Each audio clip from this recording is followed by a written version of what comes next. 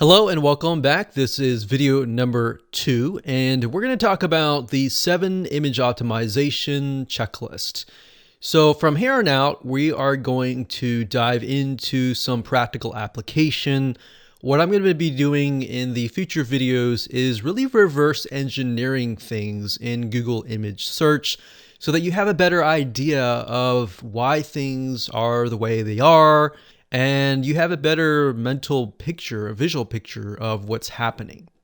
So what I'm going to do now is simply go through the checklist of the 7 items. I'm going to briefly talk about each one, but I'm not really going to dive into it. That's the purpose of the videos after that.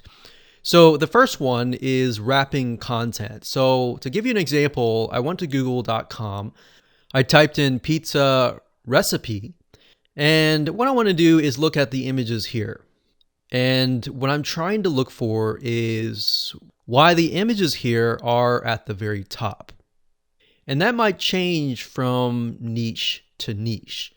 So let's just go ahead and click on these right here. I'm going to open this one up and open this one up in a new tab.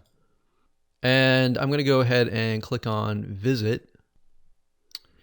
Now, whenever we do this in the reverse engineering process, I want you to load the blog that the image is located on, and then of course look for the image. So the image is here.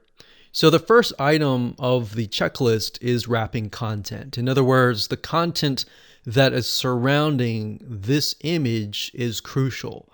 And we'll talk about why it's crucial, what your content needs to look like, what it needs to be, what kind of keywords you should use surrounding this image. That's the first one. Then of course the second one is file format conversion, meaning the image right here, what type of file format is it? Is it the right kind? Should we turn it into a different format? What different formats are available out there, why they're important, and all that.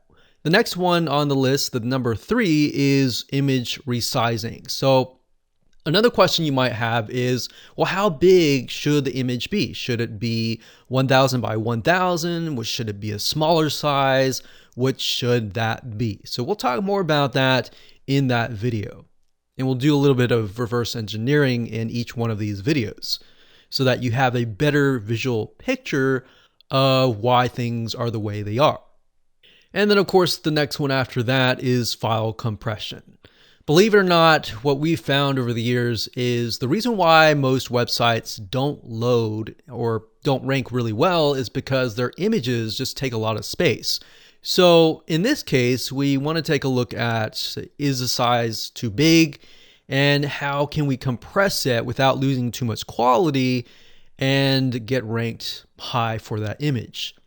The next one on the checklist is the file name and the page URL. So if we right click here on the image itself, and sometimes it won't let us, but in this case, if we right click and we open the image in a new tab, the name of the file of the image is crucial. It's very important.